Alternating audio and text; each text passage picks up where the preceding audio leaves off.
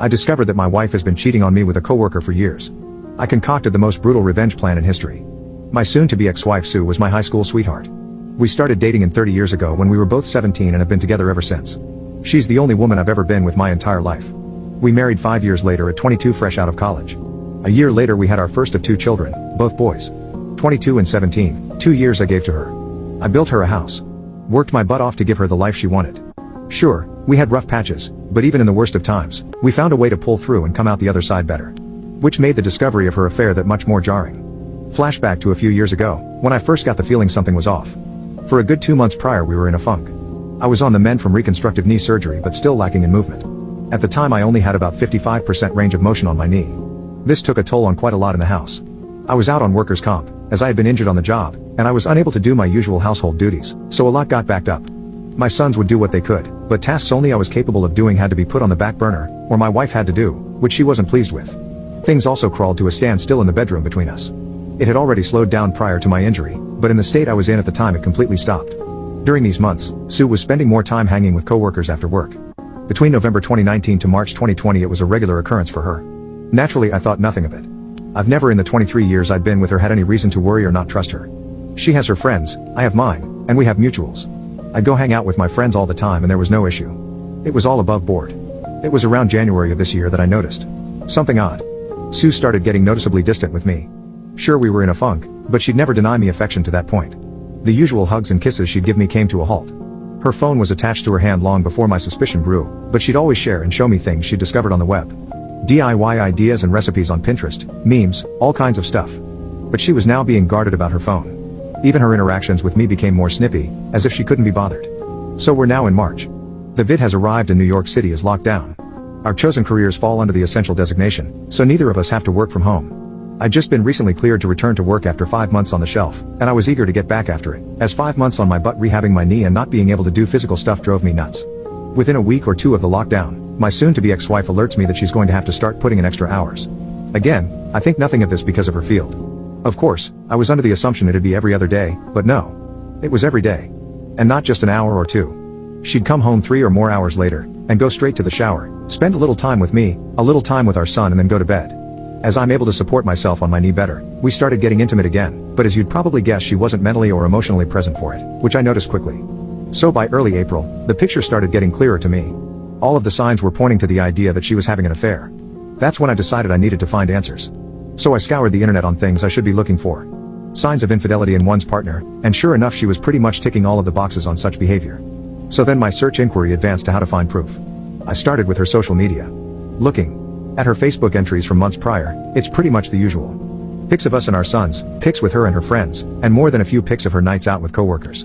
In these pics, it's a mixed bag of her closest friends from work, and a couple folk I've never met from her work. But I see one recurring thing in a number of these pics, one guy. In every picture he's in, he's rather uncomfortably close to her. His arm is around her shoulder, or his hand on her lower back. Way too close for a guy I've never personally met. Needless to say that put a sour taste in my mouth. But that wasn't the worst of it. No. The worst was the fact that apparently, this dude is a friend of hers on Facebook and follows her on IG. So I go to look up his Facebook account and wouldn't you know it, I'm blocked. Why the hell am I blocked from seeing this guy's Facebook account, but he's friends with her on Facebook? Now I'm in Batman detective mode. At that point, I wasn't even trying to deny it. I knew she was cheating on me with this guy. My mission was to find out for how long. And over the course of April and May, that's what I did. You know, I never had any clue the depth of info you could secure from phone, text and email records up until then. We have a family plan cell phone package, and I was able to pull up quite a bit of data. My soon-to-be ex-wife's data history was telling. The 2 most frequent numbers she had interacted with from October 2019 to April 2020 was my own, and a number I'd never seen before. Take a wild guess whose number it was? A quick check on Google and I confirmed it was the dude from the photos who blocked me on Facebook. We'll call him Dave. Again, the picture becomes even clearer at this point. But a lot of their messages and texts were disjointed, which meant she was deleting a lot of them. I knew she was cheating on me with this guy, but nothing in the data could serve as a smoking gun. I needed more evidence. It's at this point that I tell my best friend Oz what I had found. He asked me if I could confront her with what I had, and I said no because I felt like it wasn't enough. That's when he told me about an app that I could download to apparently spy on her communications in real time. I got it installed, sync up my data plan, and waited. Within days of doing so, I finally saw it. A text string between the 2 of them talking about how much fun they'd had the previous night, and making plans to do it again that weekend. Boom, gut punch. To say I was completely devastating was an understatement. I guess that moment counts as my D-Day, and for the next 2 days after I was just broken. I actively distanced myself from her those 2 days immediately after D-Day, which she was noticeably shaking by. She'd try to console me and ask me what was wrong, but I'd brush it off and leave her presence. I couldn't even look at her.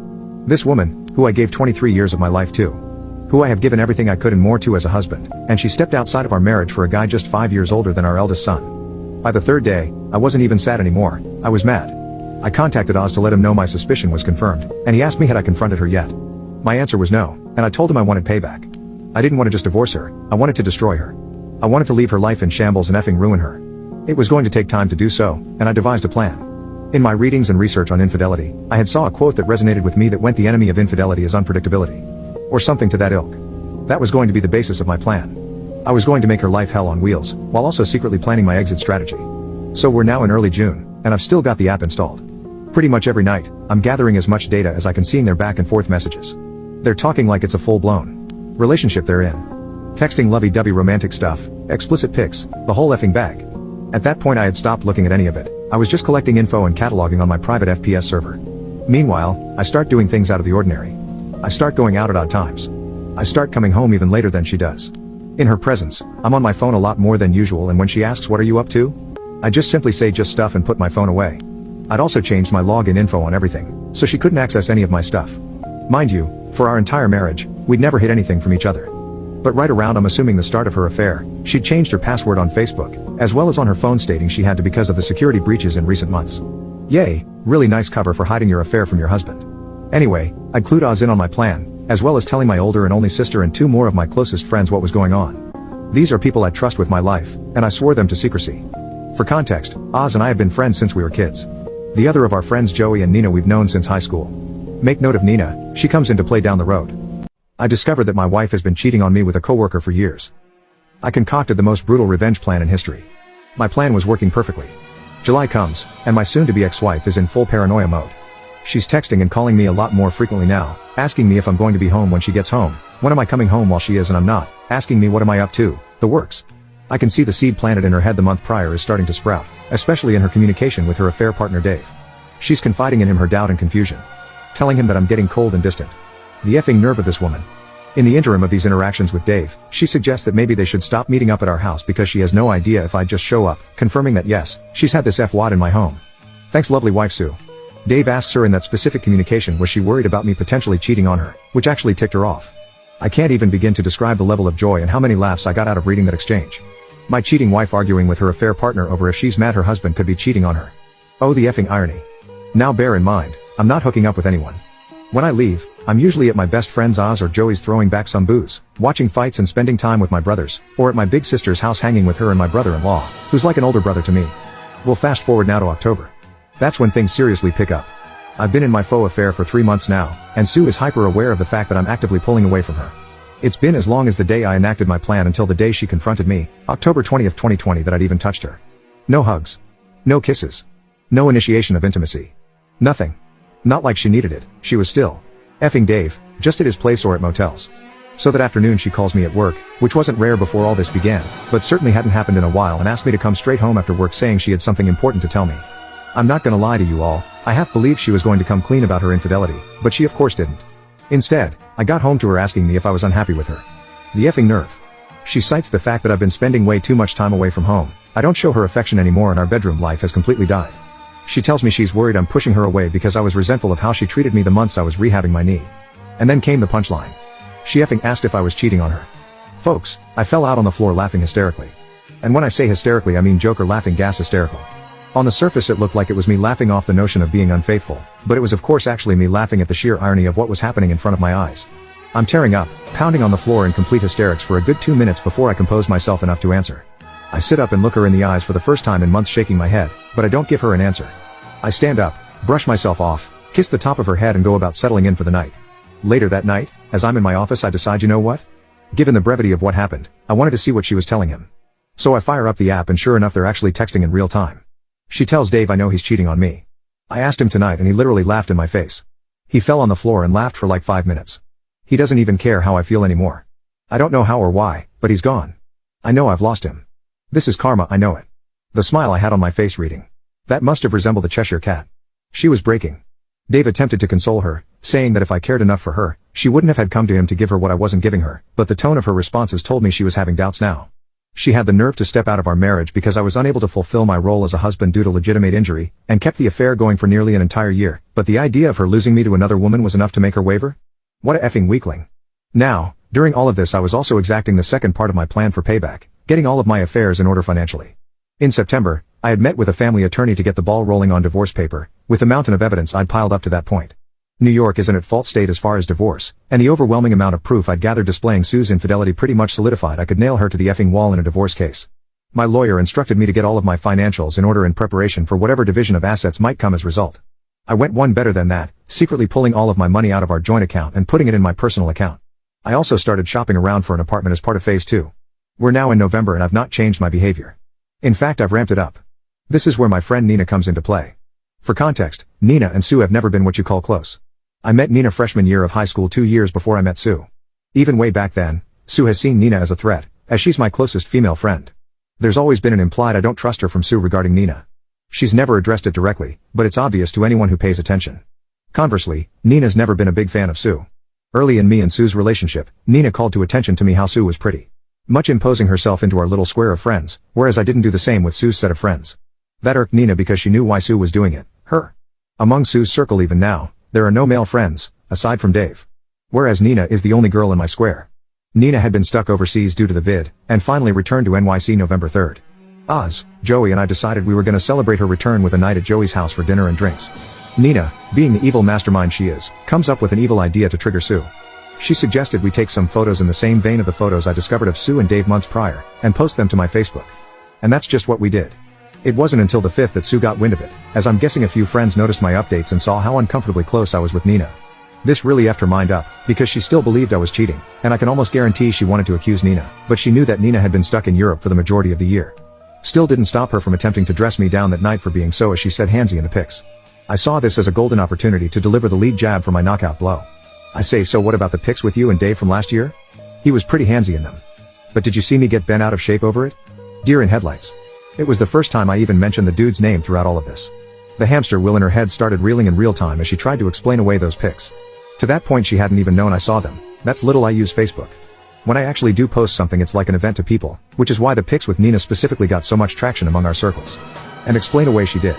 He's that way with everyone. He's just a really friendly guy. I can see how it looks, but there's nothing there. I'm sorry if those pics hurt you. I'll delete them. No, the pics aren't what hurt me. The year you've been effing the dude whilst lying to me that you're working extra hours and hanging with friends is what hurt me. But vengeance, as Lieutenant Commander Worf from Star Trek TNG so famously said, is a dish best served cold. From that night, Sue was being extra specially clingy and attentive to me. Like, annoyingly so. She's trying to initiate affection and intimacy with me and I'd stonewall her at every chance. All the while, I'm still archiving everything she's saying to Dave. Mind you, by this point I'd long since gone numb. Any desire I might have had to save my marriage was dead. I'd checked out the day I enacted the first phase of my plan. I discovered that my wife has been cheating on me with a coworker for years. I concocted the most brutal revenge plan in history. My wife Sue became even more paranoid. She started confiding in her affair partner Dave that I've gotten worse. That she doesn't know what to do, and she feels like I absolutely hate her. I do, then comes the bombshell. She says she can't see him anymore. The guilt is too much for her, and she feels like karma is suffocating her. She can't risk losing me.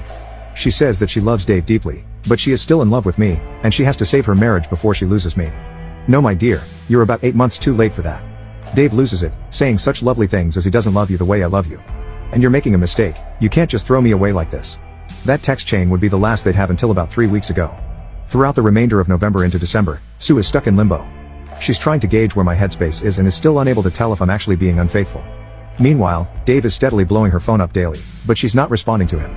I'd see her check her phone often, then quickly put it away. Meanwhile, phase 2 of the plan was now officially complete. The divorce papers were done. I found a studio apartment in Co-op City and signed a 2-year lease on it. All of my money was in my personal account. I was ready to throw my haymaker. So we're now at Thanksgiving. My oldest son and his girlfriend were hosting a small gathering of our immediate families. So them, the girlfriend's parents, myself, Sue and our youngest. We had a great night. My oldest girlfriend is studying to be a chef, and she did all the cooking herself.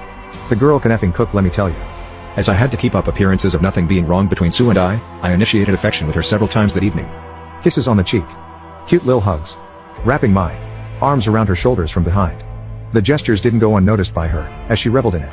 Bear in mind, This was the first time I touched this woman since I kissed the top of her head the night she confronted me in October, so just about 2 months. Not gonna lie, I felt repulsed doing it. But I had to. I couldn't risk the plan, and me being distant to her in the face of my boys, my oldest girlfriend and her parents would set off alarms. So my youngest decides he wants to stay over with his big bro for the night, so Sue and I head home. On the drive home, she thanks me for being so good to her, and says I don't know what you're going through, baby. But I'm here for you. I had to hold off busting out in maniacal laughter again, and responded saying, I know. I just need time. So for the first time realistically since springtime, we had intimacy that night. I figured F it, with what I'm about to do, may as well get some action before I delete her from my existence. I won't go into detail, but it wasn't lovemaking. When I was finished she was a lump of flesh laying there trying to figure out the direction of the truck that ran her over. No cuddling or anything after. I just got up, showered and went to sleep in my office. To her confusion though, I used a rubber. First time 2 damn decades I did. She was definitely perplexed by it, but she didn't ask questions. I wake up the next day and check my handy dandy spy app, and for the first time in weeks, she responded to Dave. Dude went full novella. He professed his love for her. Said she was wasting her time trying to rekindle a flame in me that died. That she'd been in a prison with me for 23 years and deserved to experience the love and affection of a man who would cherish her. Mind you, this dude is 27 effing years old. 5 years older than our oldest son. And he's that sprung on a 45-year-old married mother of 2? What a grade A, high-quality simp. She chose to blow up our marriage and destroy the home we'd built for this dude? Pretty boy with a soft side? She responded saying pretty much the same thing she said when last they talked. That she loves him, and enjoyed their time together, but she can't lose me. I'm still the love of her life, but she'll always have a place for him in her heart. That they can still be friends if he chooses, but the physical relationship between them is over. He begged her to see him one last time that week, and yet, you guessed it, she said yes. One more for the road, right? Who am I to say anything? That's what I did to her the previous night. Of course I added all of that to the archive I'd compiled. December 4th is when Phase 3, the final phase of Operation Shinobi Ghost started. The divorce papers were in hand. My new place or residence was set up. Now I had to slowly start moving my stuff out of the house. But first, I had to break the news to my boys. I called my oldest to the house that Friday night, had them join me in my office, and laid everything on that table. Not the specifics, but that their mother had been cheating on me for over a year, and I was going to be filing for divorce soon. My 17-year-old was especially shaken up by this, because he himself had recently experienced his first taste of infidelity. Yep, his first girlfriend had cheated on him just 4 months prior. Seeing his heart broken a second time at the idea that his own mother was capable of doing this hit him hard. My oldest took it a lot better, and suggested taking his brother in to live with him until this blows over, to which I agreed. We packed up some of his stuff, and he asked me was I gonna be okay. I told him yes son. I'm going to be alright. And so are you. We're going to be alright, I promise. And then they were off. The hardest part was now over, and it was now time to arm the nukes. Over the next few weeks, day by day Oz would help me get a little of my most sensitive stuff out of the house. Gave him a list of all of the definite stuff too. Grab while Sue and I were at work and left him the spare key. This was all stuff Sue wouldn't notice was missing unless you told her it was gone. I'd also gotten a new phone and phone number, and told everyone who needed to know my new contact info. Meanwhile, I'm keeping up the rows with Sue and she's none the wiser. Trickling bits and pieces of affection to her just to keep her off of the trail, whilst she's still in contact with Dave. Not to the extent that they've been prior, but there's still an emotional thing happening. The fog is faint but it's still there. All the while, I gather everything, and I do mean everything. Every bit of data I've archived since I started the plan, call logs, texts, pics, emails, everything, and start making printouts. Folks, I must have spent over $1,500 on Staples supplies. Printer ink, paper, binders, the works. And I cataloged everything in order, from the beginning of the affair until that last bit 2 weeks ago, December 16th in the binders. 14 of them. I then put each one in a box, and gift wrapped each, addressing them to various people. My mother, her parents, her 2 sisters, her brother, her HR department. Did I forget to mention Dave works for the same company, and there's an expressed rule against intercompany relationships because of the nature of what she does? Several of her friends, Dave and Dave's parents. Lugged all of those to the post office and shipped them all out December 16th. ETA for delivery, December 22nd to 24th. Perfect. So we're now at Christmas Eve. Sue comes home around the usual time, no idea if she'd seen Dave. I'd stopped tracking her on the app the 18th. Figure I'd gotten all the mileage I needed from it. As per usual, she showers, hangs out with me a bit, I blow her back out on the living room couch and she turns in for the night. The final phase was upon me at long last. The nuke I'd been arming since June was finally about to be launched. In the middle of the night, I woke up and wrapped up one of the 3 remaining binders, with the divorce papers taped to the inside cover, and set it on my side of the bed with a note that said Merry Christmas on it. Next to it I left my old phone, and the business card of my lawyer. I packed up the remainder of my most needed items, enough to fill 2 backpacks, and I left my home. That I spent 23 years in, for the last time. That, my friends, was 1 week ago. To Sue I am completely off the grid. Shadow ghosted. She's blocked on Facebook, but still hasn't blocked me for some reason, so I'm keeping tabs on the fallout. It's absolutely glorious. My packages have reached everyone I sent them out to, and Sue is getting crucified. Her youngest sister completely dressed her down. Both of her parents have condemned her. My mom absolutely destroyed her. Like holy crap, I know my mom has a mean streak, but the things she called Sue are uneffing holy. She's been frantically trying to find out if anyone knows where I am, but those that do, aren't saying a word. All over her Facebook feed she's desperately trying to reach me, because I'm guessing she knows I'm likely looking. But I'm not saying an effing word to her without my lawyer present. That'll be the next time I share oxygen with her. She's got no way of spinning the narrative to paint me as the bad guy, because I've exposed her to everyone who matters to her. And from what a mutual friend who works in the same company as her, she and Dave apparently are being put on administrative leave as of tomorrow. So yay, chances are she'll be going into 2021 unemployed. As for the final 2 binders, well, one has been turned over to my lawyer as my final bit of evidence for my impending divorce, and the last one I put in my storage unit to be burned in Joey's fire pit when the divorce is final. I discovered that my wife has been cheating on me with a coworker for years. I concocted the most brutal revenge plan in history. It's now been 2 weeks since I ghosted my soon-to-be ex-wife Sue. This past Monday I got a phone call from my stake that Sue's attorney has scheduled a meeting for us to discuss the terms of divorce yesterday. I met with him the Tuesday morning to discuss the terms I'm wanting. Long story short, uncontested divorce under the grounds of marital neglect from Sue. My terms are full division of assets, and me selling my half of the house ownership to her. She can have it. We keep our respective vehicles, I keep my cabin in the Poconos. And under the pretenses of marital neglect, she gets no spousal support from me. As for our youngest, he's free to choose who he wants to reside with following the divorce, which will most likely be me. So Wednesday comes and I show up to my lawyer's office dressed in my Johnny Cash best. My wife and her lawyer. She looks like crap. Barely holding it together. I give the stone face. Long story short, we agreed to a legal separation leading to an uncontested divorce. The only revision is that I will pay her $653 a month of temporary spousal support to cover the cost of utilities until she's gainfully employed again. Yep, she got fired for effing Dave. He got canned as well, up to a year after the finalization. I make enough that it won't hurt me financially even if she drags her feet finding a new job, and she's got enough in her savings to live off of for quite some time. Once a full calendar year has passed after the finalization date of the divorce is passed, she's on her own. Small price to pay for being rid of her cheating butt. It'll take roughly 3 months for things to go through, so early April if there's no mess-ups, I'll be free of her. So after the meeting, my lawyer gives me some final words before telling me he'll be in touch to update me on the progress of the filing. Back out on the street. Sue chases me down and asks if we can talk. I figured I'd give her at least that. She held it together fairly well in the meeting, but outside let the waterworks flow saying how sorry she was, and how she never meant it to go as far as it did. She says she never expected to fall in love with Dave, but knew when she thought I was cheating how wrong it was to betray her own husband in such a way. She asked could I ever find it in my heart to forgive her, and that maybe in a few years we could try to start over. That she can't imagine what her life is going to be without me. I tell her to start imagining it soon, because this will be the last time I ever speak to or see her. I tell her that our youngest is almost a man, and old enough to make his own choices as to his own future. I say that I gave her half of my life, and every ounce of love I had unconditionally, and she in her own words fell in love with another man. That there is absolutely no chance of me ever forgiving her. That all of the love I had for her was slowly killed all of those months that she confided and professed her love to Dave, rather than coming to me and telling me she had any form of issue with how things were going with us. I told her I loved who she once was, but I hate who stands before me, and that if I never see her again it'll be too soon. We are on the sidewalk in Midtown Manhattan, her making a scene crying her eyes out. A couple folk walk by and give side glances, but at that point I didn't care. I wasn't about to publicly humiliate her, I pretty much already socially and professionally destroyed her, but I needed to get the last bit of emotion I had for her out. I finished telling her I didn't regret the 23 years I spent being her husband. I regretted that in 23 years she decided the easy way out was the better option, and that for 23 years I thought she was mine, but it turned out it was just my turn. Put in my earphones, turned around and walked the F away. Later that night, he father calls me and apologizes. He praises me for always being a good man to his daughter, and tells me he's ashamed of her and that he raised her better than what she did. Not gonna lie, I'm going to miss the old man. My dad died years ago, so he's always been my default father figure since.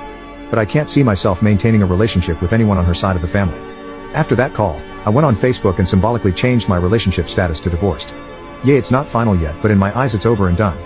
Like I said, when I make a post on Facebook it's an event, so plenty of folks started hitting me up over Messenger asking questions, and I laid it all out that I filed for divorce with Sue earlier in the day.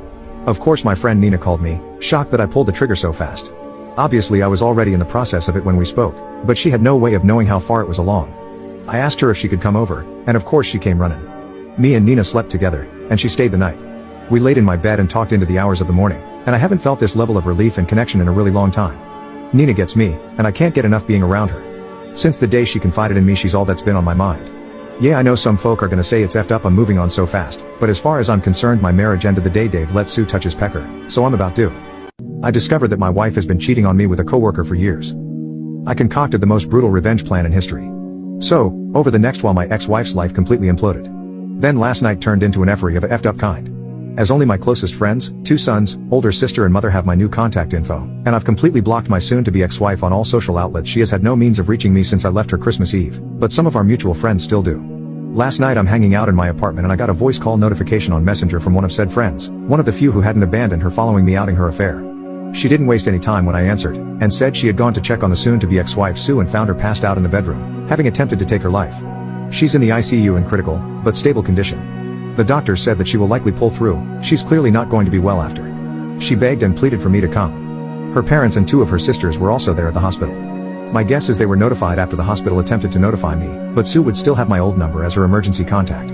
I simply told her no. Sue's not my problem anymore, and she clearly decided she wanted to take the easy way out rather than deal with the shame and agony of the 23-year marriage she blew up. I then told her friend that if Sue's family were there, they could help her sort out the pieces, but as far as Sue and I are concerned, there is no Sue and I anymore. I then ended the call.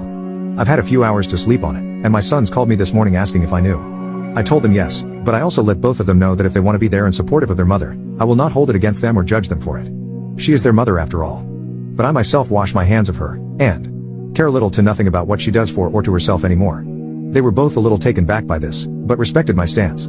However, now that the news has broke about her suicide attempt, many of those friends who dropped her are all starting to surface again, and saying I need to be there for her. That even despite what she did to me, I need to support her in her time of need. I've also been informed that her affair partner Dave tried to visit her this morning, but wasn't allowed because he's not family. I'm getting dogpiled on to go see her, but I feel nothing for this woman anymore.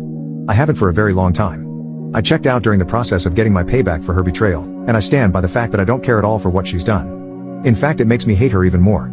I want to be perfectly clear, I am not going to visit Sue. She waived her right to me caring about her well-being the day she let Dave put his PP inside her. This might come off as heartless, because despite the cool, calm collected way I've been throughout my ordeal, my feelings are still very much raw, but I don't give a F about this woman. Haven't for a very long time. She can rot in the darkest pit of hell for all I care. Let everyone else help her fix her. My obligation to ever care about her well-being ended the day we signed the separation agreement. I just needed to get this off of my chest. If you're going to cast judgment on me for feeling how I feel, save it. Let her effing rot. Final part, I discovered that my wife has been cheating on me with a coworker for years. I concocted the most brutal revenge plan in history. On April 13th, just 1 month ago, Sue officially became my ex-wife. I was initially told by my lawyer that it would go through on the 18th, but due in part to things here in NYC starting to open up with the lowering of COVID cases, it was pushed through a few days earlier. My lawyer Jeff gave me a call on April 12th and asked me to come see him the following day. When I did, he handed me the finalization notice and shook my hand. I couldn't just leave it at that, so I went in and gave him a hug and thanked him for all he'd done for me. On my way home, all I could do was just replay mental movies of everything. The last 24 years of my life. All of the memories. All of the history. When I stepped into my apartment, it finally happened. I hit the floor and all the emotion that has been compressed in me came pouring out. I haven't cried like that in ages. But it wasn't a sad cry. Not by any means. My soul felt like it had been set free after being held in the deepest, darkest abyss. The phone call I made that night was to my 22-year-old son. I kept it short and sweet, saying that it's finalized and his mother and I are no longer married as to that day. He asked how I felt. I'm sure he could tell in my voice I'd been crying, and I told him I was fine. My 17-year-old son got on the phone next and we spoke for nearly 90 minutes. My eldest and his fiancée have been doing a great job looking after him, and he's still, like myself, going to therapy. I won't go into detail about what we spoke of, but I will say there's still a lot of work to be done specifically with his view of relationship. Nina came to see me later that night as she always does, and obviously I gave her the news. She just wrapped her arms around my waist and held tight as yes, I cried again. Once I was able to compose myself again, Nina told me no matter what, she will never betray me and loves me with all her heart. And I know every word of it is true. I might catch some heat for saying this as I don't regret the life I built with Sue, and despite all she did give me 2 strong sons, but it's clear to me now I picked the wrong woman. Nina in the last 4.5 months has given so much and asked nothing in return. All she asks of me is to be there for her. I don't want to drone on about her for too long, but she truly is my hero. There's also some other interesting events that came to pass following the divorce finalization. Case in point, Dave actually reached out to me. Yes, he actually sent me a message here on Reddit. Turns out he saw the story when it blew up on Reddit, and immediately recognized that it. Before anyone asks, no, I will not be revealing what his Reddit username is. I think I've made the kid suffer enough. The first thing he did was apologize for his hand in all of this. He gave me a rundown of what the results of the binder I sent his mother did. Essentially, he's been excommunicated from his family. His mother, as I learned when I was planning out my payback, is a devout Catholic woman, in church 3 days a week. So her views on marriage are sacred, and learning that her son just broke up a marriage that was almost a quarter century long sent her into a rage. She kicked him out that very day, And within the week when his employer got the binder I sent to them, he was fired as well. He's been couch hopping and trying to find a new job ever since. He claimed he wanted to reach out to me on social media, all of the places he'd blocked me when he was putting his PP in my ex-wife, but admits he was afraid